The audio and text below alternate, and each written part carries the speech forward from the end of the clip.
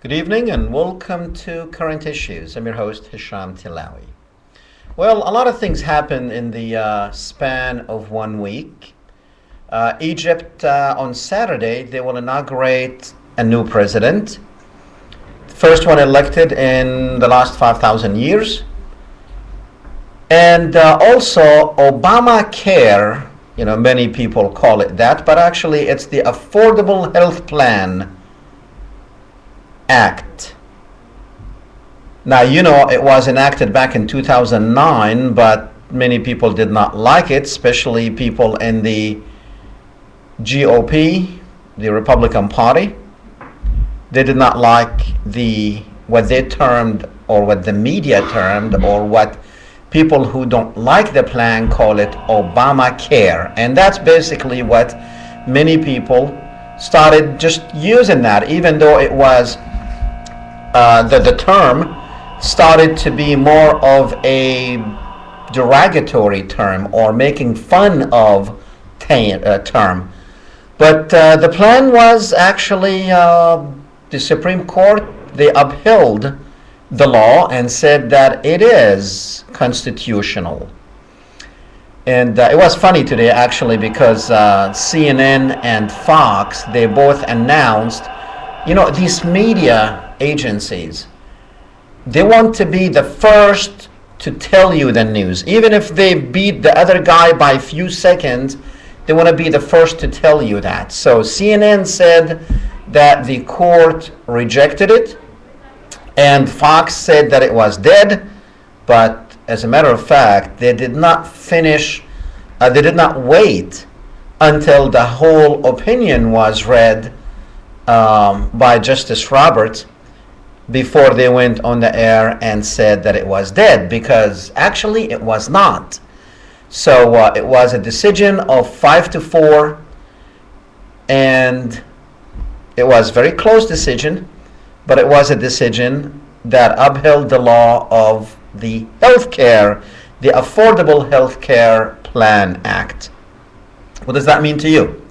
Well, it means a lot to you, and we will talk about the Supreme Court decision today. Also today there was another decision by Congress actually. So the White House today, they got two decisions, one good, one bad. The bad decision was that they found Eric Holder, our Attorney General, in contempt of Congress for not giving Congress documents that has to do with the fast and furious gun runs into Mexico. I did not really know that since 2010, it's like 90,000 pieces of weapons went down to Mexico. Well, actually 66,000 of that came from the United States. The rest came from somewhere else. Now, most of it actually was purchased by drug lords. Even like high-powered guns, they were approved to go. I guess we support different, there's a big war just on the other side of the border. And these wars are between the drug cartels. They're not actually like deep in the heart of Mexico. No, they are right there brewing on the borders, because that's where the customers are. That's where they smuggle all their cocaine, and that's where they have a war. Today, there was a war of some sort between them. Actually, these cartels, there's one of them called the Gulf Cartel, who is at war with Zeta, or the Zeta 40. Now, this picture was from a video today that the Gulf Cartel beheaded some of the others, the Zetas. That's why you see a big Z written on the chests or the front of these men. The problem with these two the Zetas was the security force for the Gulf cartel. They were like contracted to be the security force for the Gulf cartel gangs.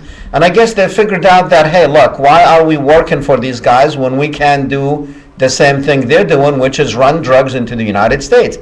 Well, that's cutting into their pies, and they have a war. And there's a war between, they're not the only two drug cartels having wars. There's war all over the place. And, it's just like countries, and we find ourselves that we need to support this bad guy against this other bad guy. And I guess the Department of Justice has played that game and sent guns, high-powered guns, approved the sale of guns to these people there. And actually one of them was used last year in the killing of one of our own Border Patrol agents.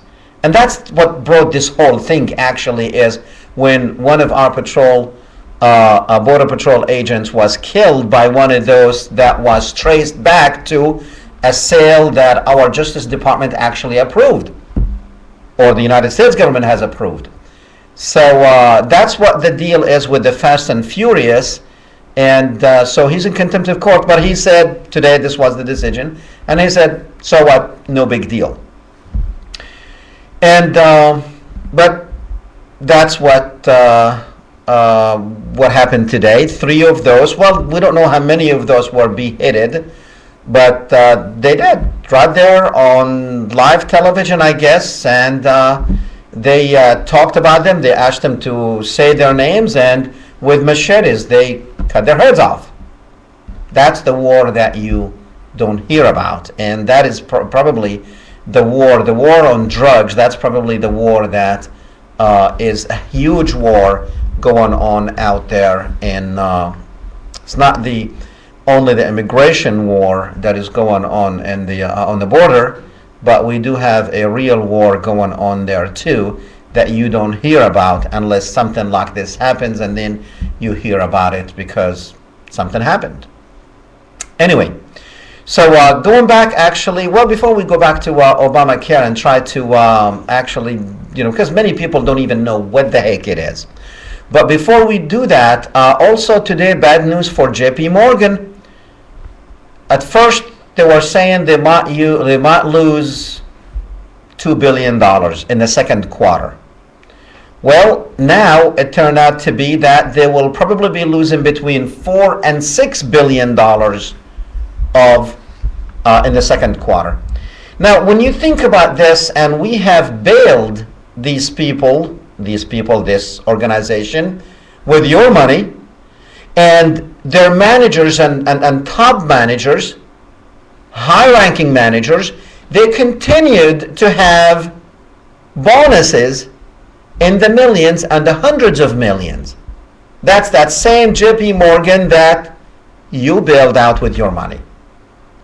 Now they're saying they're losing between how do you miss it by $4 billion? How do you miss estimates by $4 billion? Well, I guess get ready to do another bailout that you don't have. So having said that we don't have the money, and the economy, not just the economy in the United States, but the economy all over the world is suffering.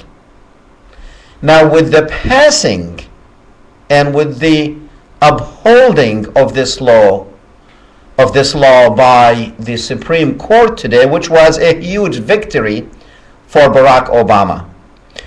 It was a victory on one hand, but also it was a victory for Romney, so to speak, on the other hand, because even though it's good what the Supreme Court has done for Barack Obama, and just in case if you forgot who the Supreme Court is, we'll show you who they are very quickly.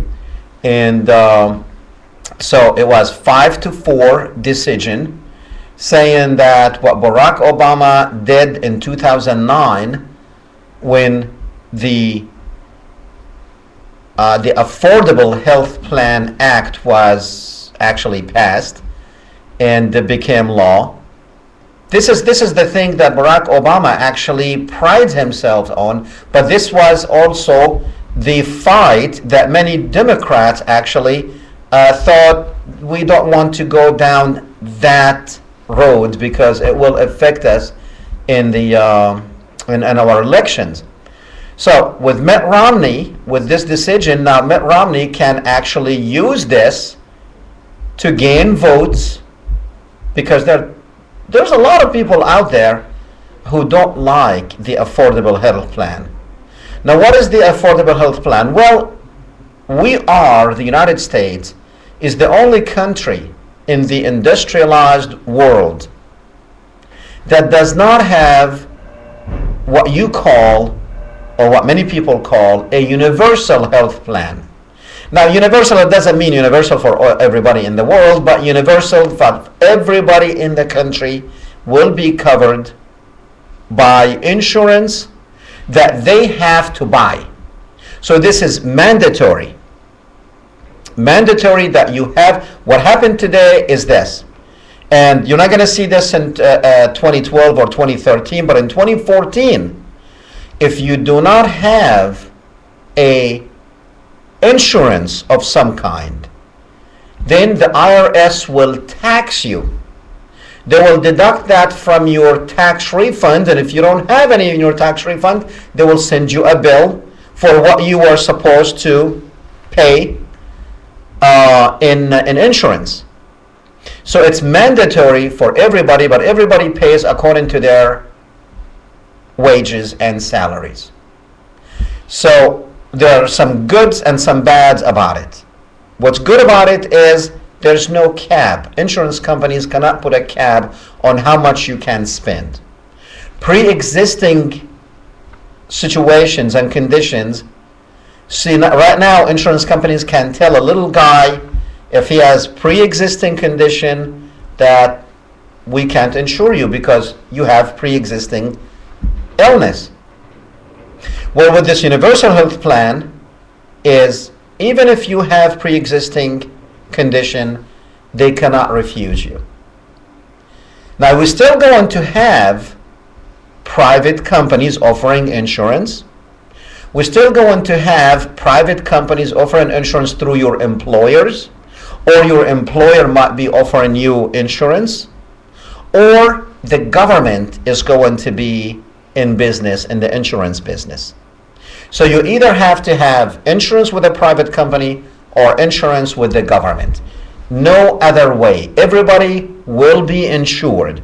Now, every country in the world, well, every country in the industrialized world actually has what is termed as the universal insurance.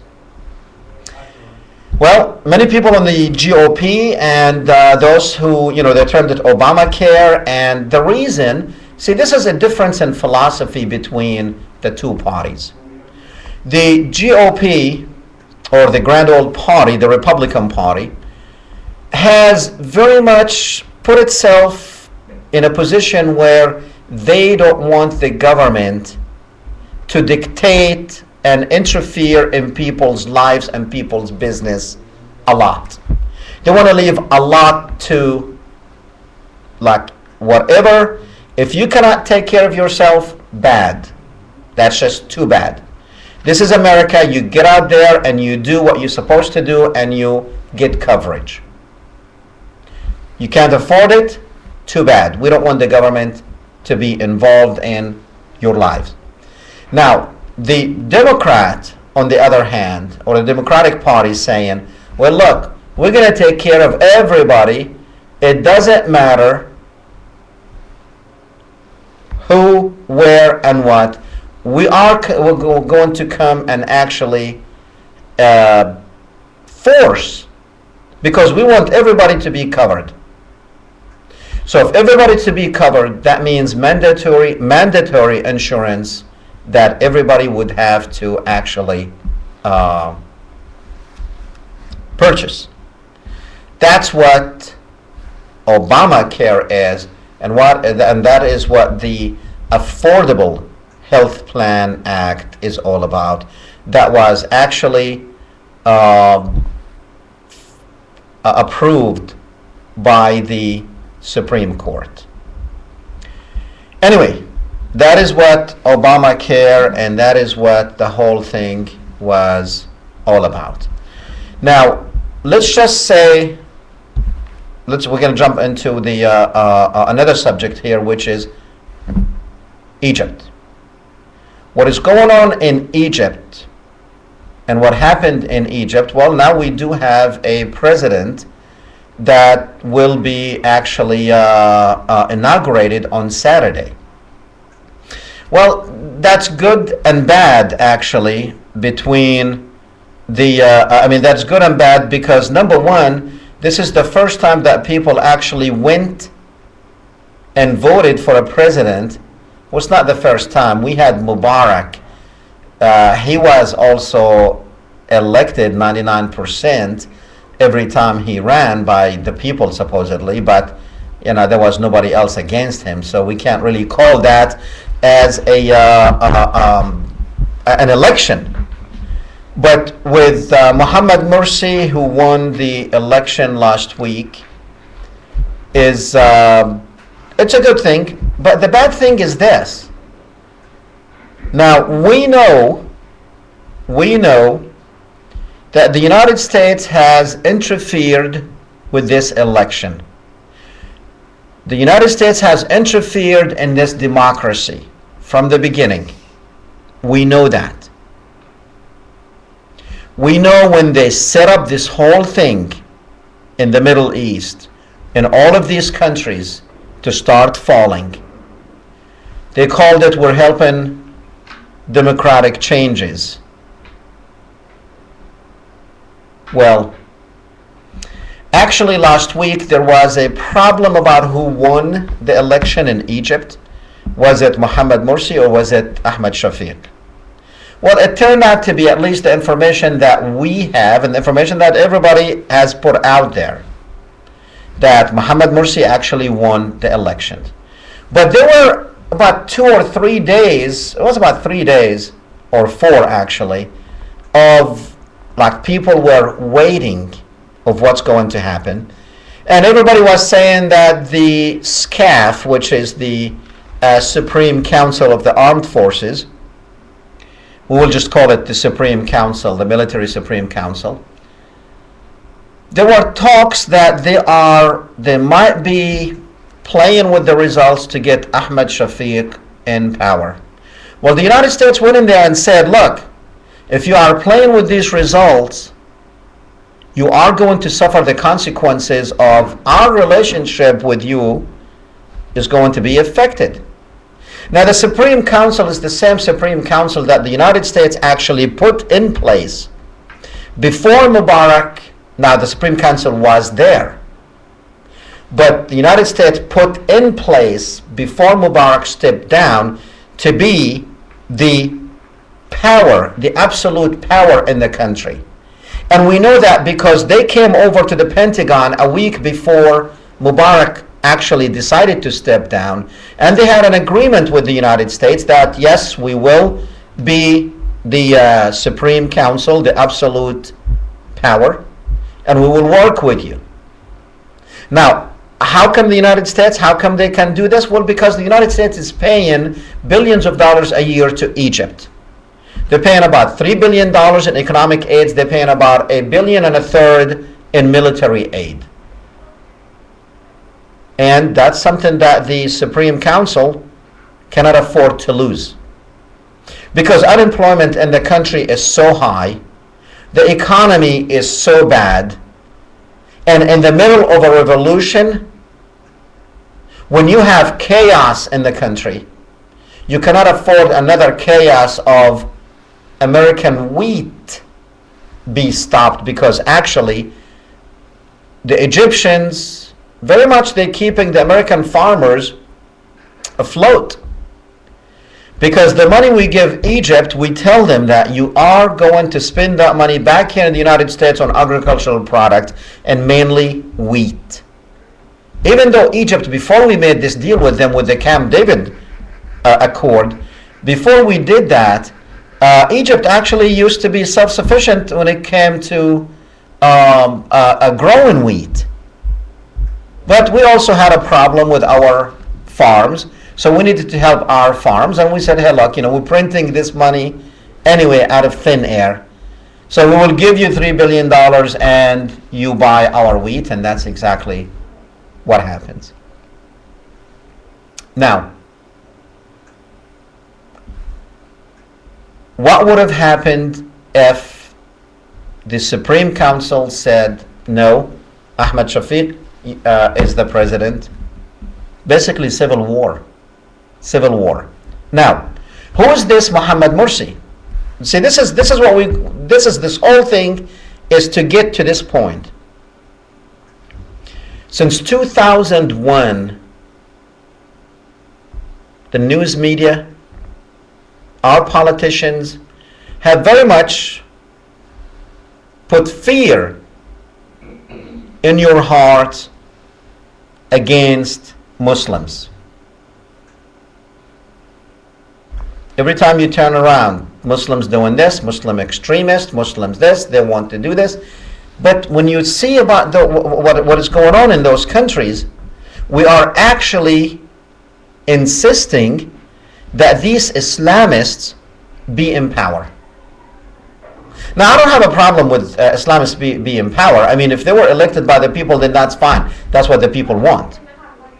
But the question to you is, isn't it shocking to you? To me, it's not, because I know what the game is and I know what they are playing. And I know why it's being done this way.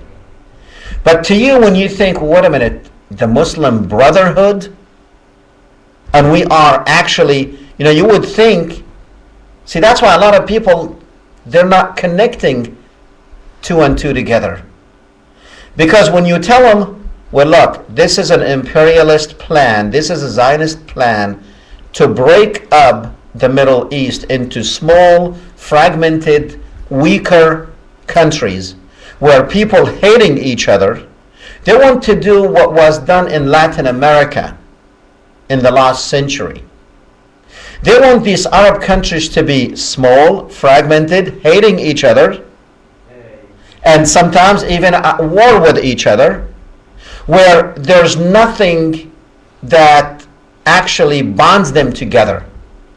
See, right now what bonds all these countries together is something called Arabism. They all, well, not all, but the majority are Arabs. But even though in some of these countries you do have people who are not Arabs. Like in Iraq, you have Kurds and you have Persians. But you also have Arabs. The majority are Arabs. In Egypt, you have people who call themselves, they don't call themselves Arabs. And you have in Northern Africa, you have the Berbers. So even though they're called Arab countries, and what connects them all together, they don't have like United States of Arabia, but what connects all these people together, they speak the same language and they all feel nationally connected by this Arabic thing. Well, that was the most dangerous thing for imperialists and for Zionists. Because, when you have 280 million people, 300 million actually, 300 million people call themselves Arabs. And then you have little Israel with only 4 or 5 million Jews. That's a huge thing. Even though these 4 and 5 million Jews have the power to wipe out the 300 millions, because they have nuclear bombs, they have the United States behind them, they have the money, they have all this stuff, but these people have this thing connected them. So we must break this thing under whatever circumstance. Now, the United States could not actually go in there and force a change. Now, a change has to be done. It has to take place. Because as long as these leaders were in power, then the system of Arabism is there. And this is the worst weapon against Israel. It's worse than nuclear bombs. It is worse than any army in the world, because you have 300 million people attached, bonded by this Arabism. So we got to destroy it. If we are going to impose leaders on those people, leaders that we want, like for instance, Ahmad Shafiq, the other guy. Now, it could have been easily done, by the way. It could have been easily done from the beginning. We could have put a big X on the Muslim Brotherhood, and we could have showed them to be the next Al-Qaeda. We could have done that. We control the media. We control the media in the Middle East. We control the media around the world. Well, not we, but they do. The other side. The Zionists, that's controlling you and me together. But they didn't do that. They could have done that. And I guarantee you, the Muslim Brotherhoods will not get not even 20%. They could have actually played the game and got Ahmad Shafiq in. They could have done that. Very, very simple. But it doesn't work. Not for what they want to do. So they had to come up with something that's going to be acceptable to you here. We are doing democracy there. And then in those countries, we are helping you to be democratic, and go ahead, elect whoever you want, even if they are Islamists. Even if we have been saying that the Muslim Brotherhood is our enemy, these people, the Muslim Brotherhoods have been saying that they are against the United States. They've been saying that. They've been saying they want Islamic rule in those society. That's what the Muslim Brotherhood is all about, is to get Islamic rule in those countries. Liberating Jerusalem, that's what Muhammad Mursi actually ran on. That was his platform. He wanted to liberate Jerusalem. But you see, when we put those governments, like we did in Libya, like we did in Egypt, like we're doing in Yemen, like we're doing in Syria, like we're doing all over, we are going to put these governments there where many of the people, actually the majority of the people in those countries and around the Arab world, they're going to look at the United States and say, oh wow, they're helping us be free. No, they're not helping you be free. They are fragmenting you. They are, and it's not, and by the way, this is not in any way a benefit for the United States at all. As a matter of fact, it runs against the best interest of the United States, the best national interest of the United States.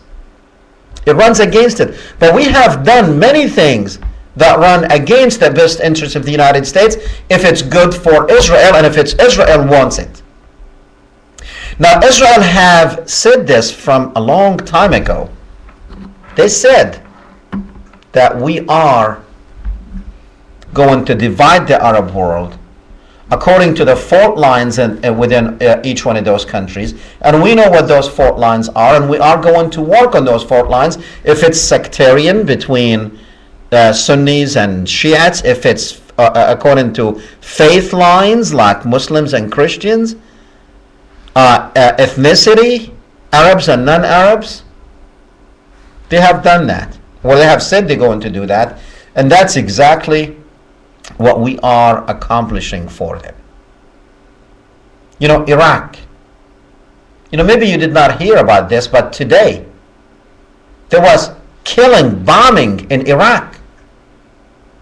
These pictures not from 2003 and 2004 and 2005, etc., etc.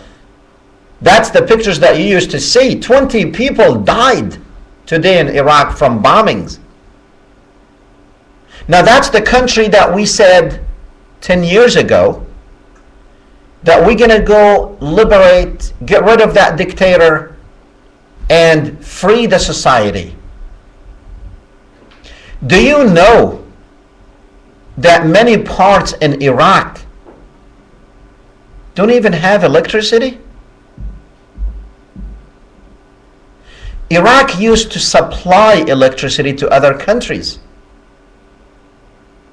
Now the Iraqis are still suffering from bombings and that we caused. Or you're going to say, well, wait a minute, we left Iraq. Well, no, our army did. We still have forces there in Iraq. You know, the little guys and the little on the streets, we pulled that out, but we still have people there. We call them advisors, and we also have, we call, private contractors.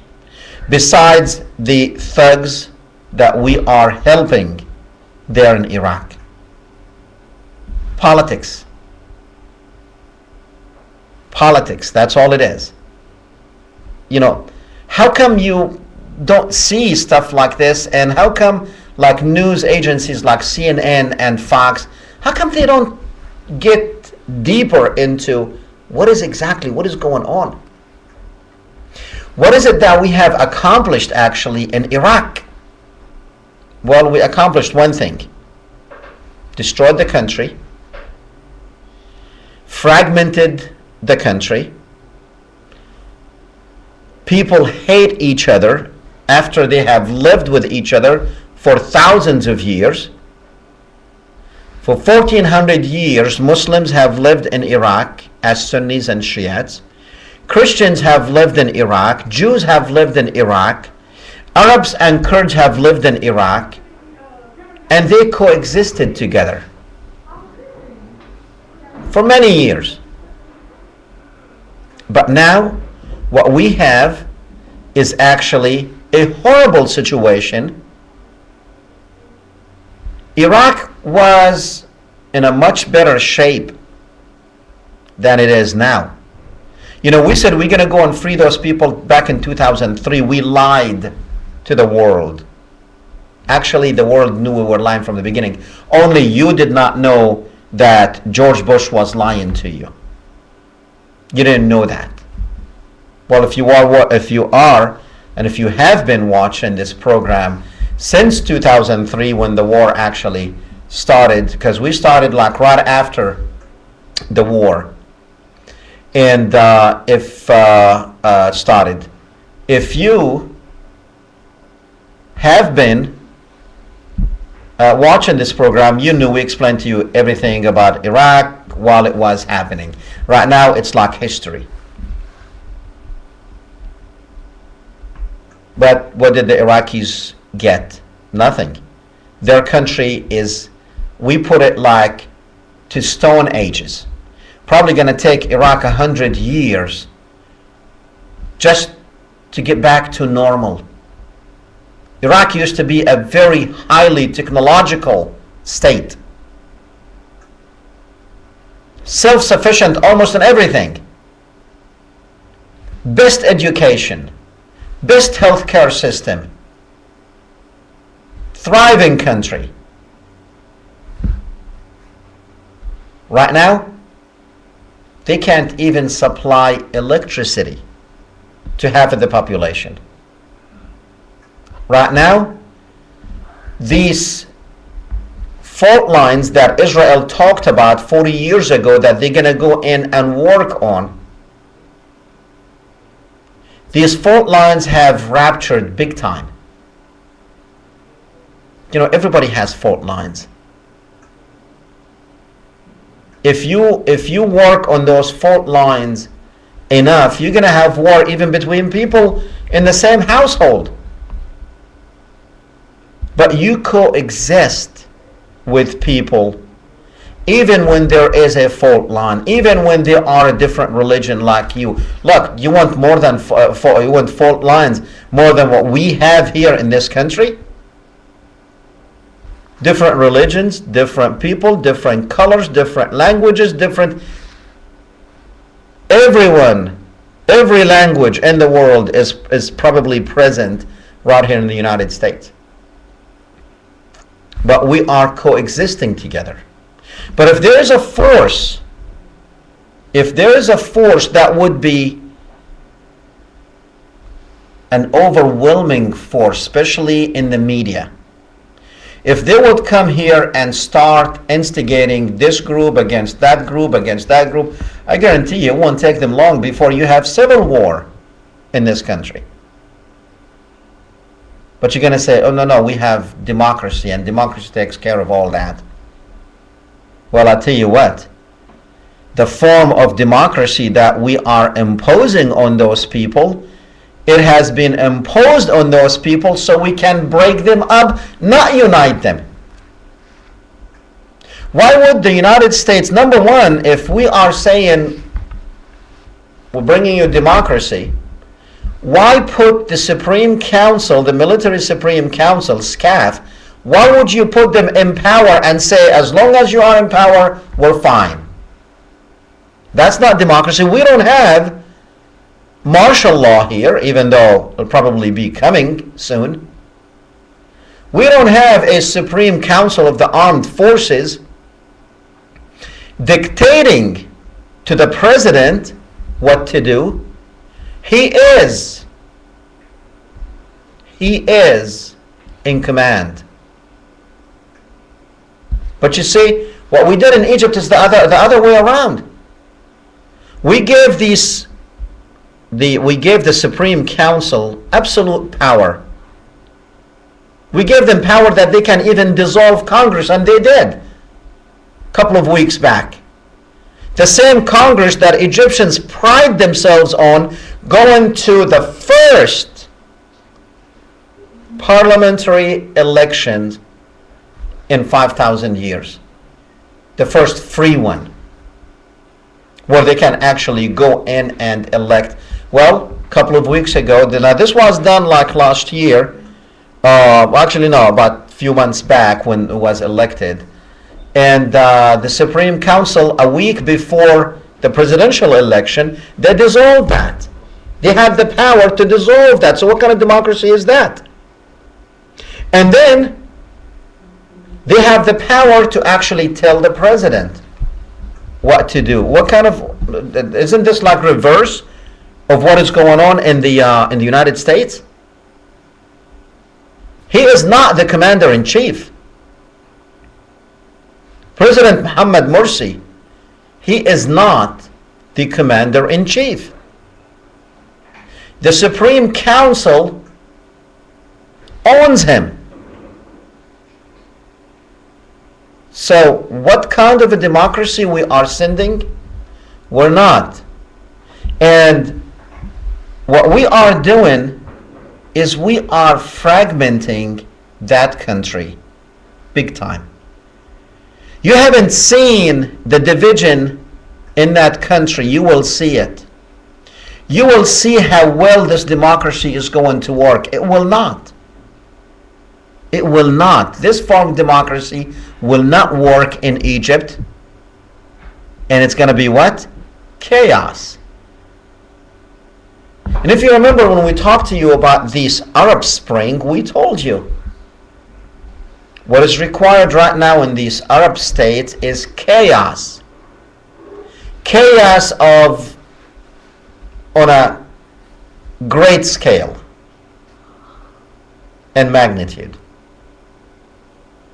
That is what's required. And when you put these people in power, even though, okay, we say, well, look, the people went and did. Yeah, the people went and did. That's the whole thing. But who's controlling this? Who's controlling this whole thing? From A to Z, who controlled it? Who designed it? And as we say, you reap what you sow. And whoever planted the seeds for these revolutions will end up reaping the benefits. Now, in my opinion, the people in these Arab countries were ripe, they were ready, because they have been under oppression for many years, an oppression that the United States had actually helped create and managed and nurtured. And we are very much using what happened and what is going on in those countries against them. But we are packaging it in a different way where it will be appealing to them and even thank us for it. By the time they are able to take this sheepskin off of us, well, and by the time they find that it was a fox, too late for them. And we know that. We know that. It's just like what George Bush actually had done when he went to Iraq. You know, he installed fears in you that we have to go and take this guy out before they come and kill us on our streets. We have to take the evildoers out. We have to go there and kill them. And you believed him. By the time you figured out he was lying, it was too late. It was too late. Even if you wanted to put things back, it was impossible to put things back the way they were. So we have to deal with it. And by the time everybody figures out the big game, and it's a game, by the way. It is. What's going on in the world? It's a game. It's a game from the manipulators, those with power, and power these days is money and technology. Those who have money and technology can manipulate others. When the others actually figure out that they've been manipulated, it's too late. It's too late. And the way it's being packaged, only few people will figure it out. Just like only few people are figuring out in this country what is going on. The majority of people out there, they don't know what happened on 9/11. They don't know what happened in Iraq. They think we're very good. You know, we're very good. We went there and got rid of this dictator. You know, you go out there on America's streets and say, hey, what did we do in Iraq? Well, half of them, they're not going to know where the heck Iraq is.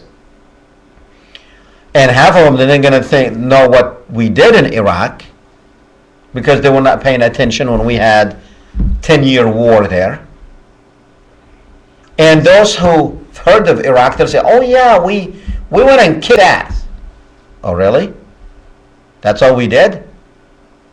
Who? Oh, that evildoer, that guy who killed his people. He gassed his people. Oh, you know, everybody will tell you, oh, he gassed his people. He killed his people. Just exactly what we are actually telling people around the world what is going on in Syria. Now, in Syria, this regime, and by the way, I'm not a friend of this regime. I'm not a friend of any regime in the Middle East, and I have called long time ago for the removal of these regimes because they were oppressing regimes. We have called for an Arab revolution a long time ago. We wanted the people to get out in the streets, but we want it to be a revolution by the people, planted by them. And it was not. Anyway, so it was not planted by them. We wanted these people. We wanted these people, and now when I say we, people like me with the same state of mind, we wanted these oppressed people to actually revolt, but not with laptops supplied to them by the United States. Not with being trained in the United States to go and actually destroy their own countries. They didn't know. They thought they were doing this democracy thing. Now, where are they, by the way? And by the way, the ones that we actually trained, they're not the ones who ended up in power. Actually, the ones that we trained, the young people, the people that we taught liberties, you know, you've got to go there and you've got to become liberals. Well, not liberals in the sense of liberals in this country, but you've got to start believing in freedoms and choices. Well, we got those young men and women, trained them in Washington. Most of them were actually more pro-Westerners than anything else, who wanted to get out of that society and wanted to change that conservative society to what they thought was modernism. Basically, invasion of cultures. Basically, invasion of cultures. Because we thought that the Western culture was much better. And when I say we, I mean like the United States and these powers, not we as people. Because we as people were nothing but sheep being dragged into the slaughterhouse.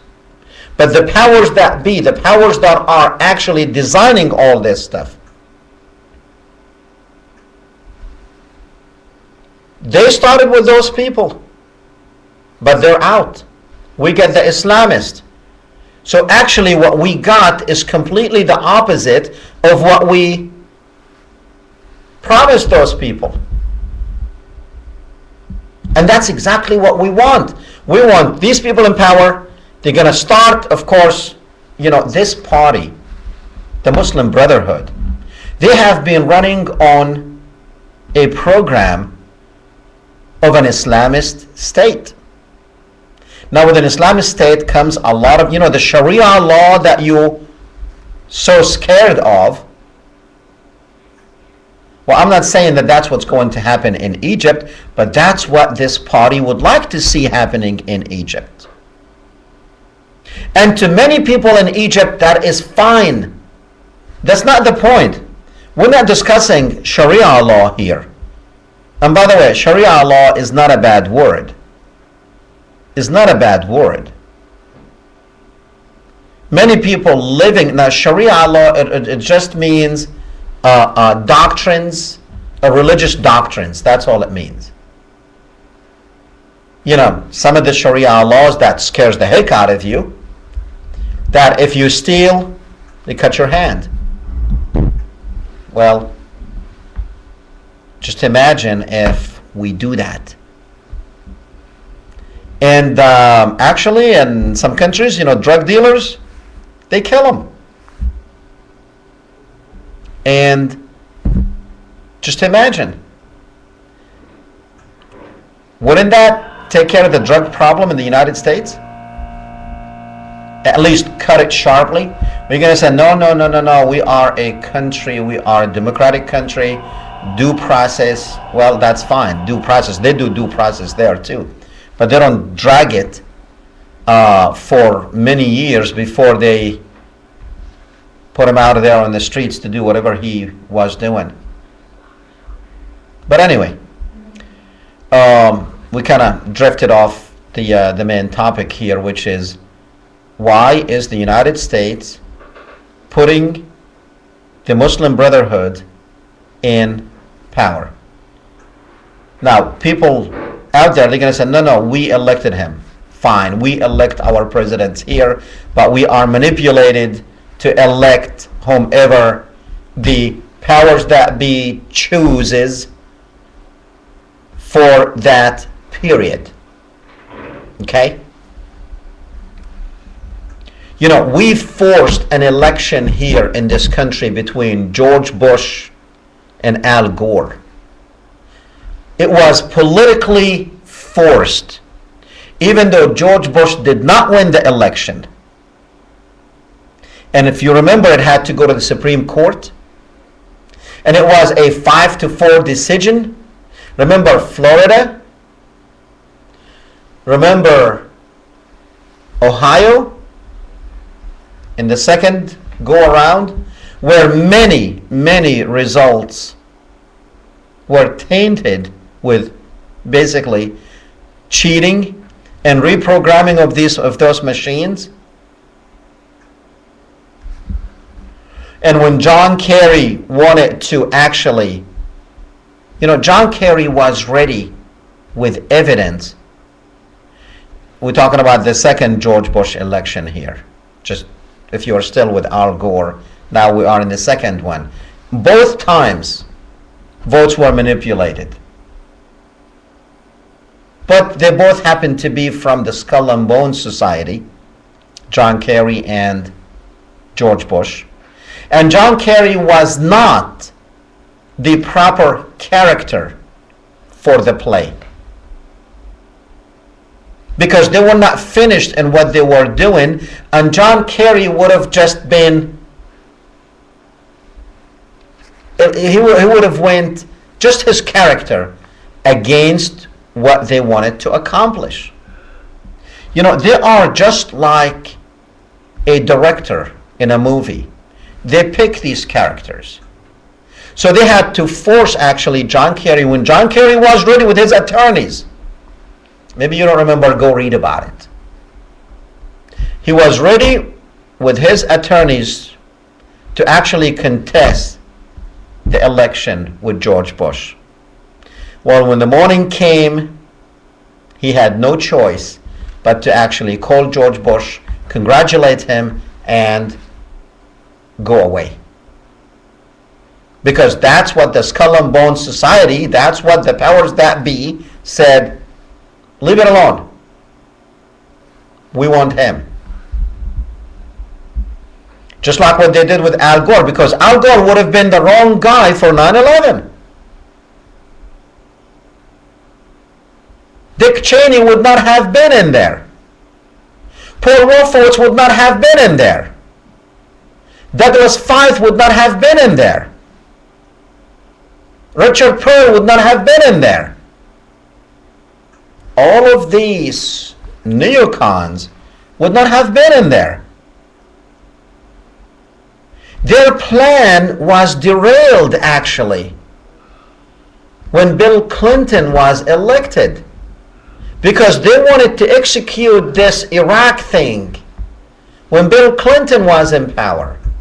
Back in 1996, they wrote the Clean Break document.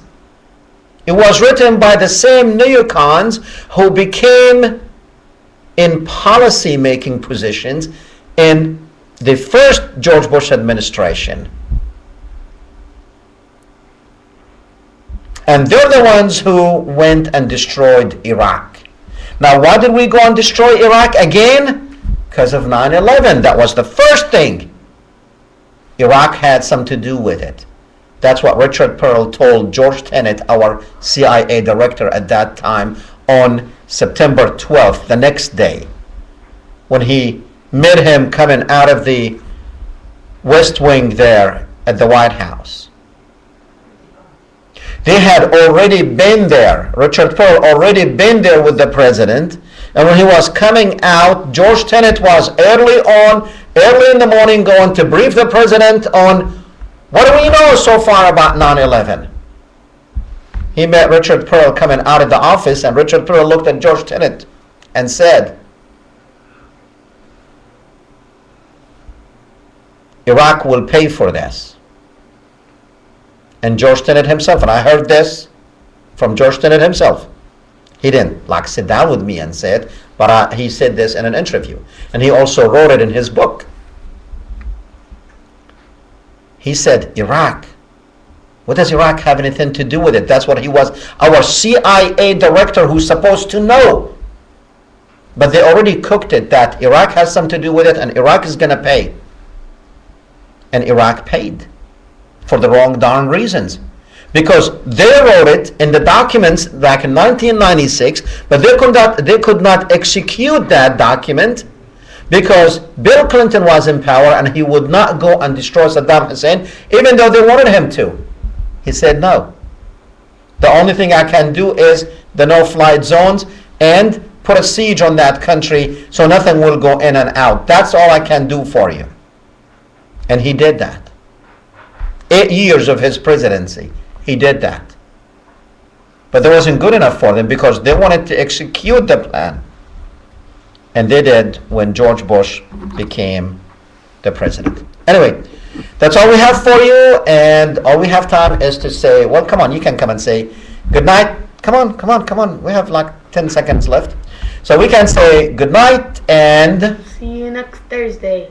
We're not going to see them next Thursday, but actually next Thursday they're going to play these things with Next- the thing. So next- we will see you Next when we see Thursday. you next Thursday. Good night. Go do the right thing.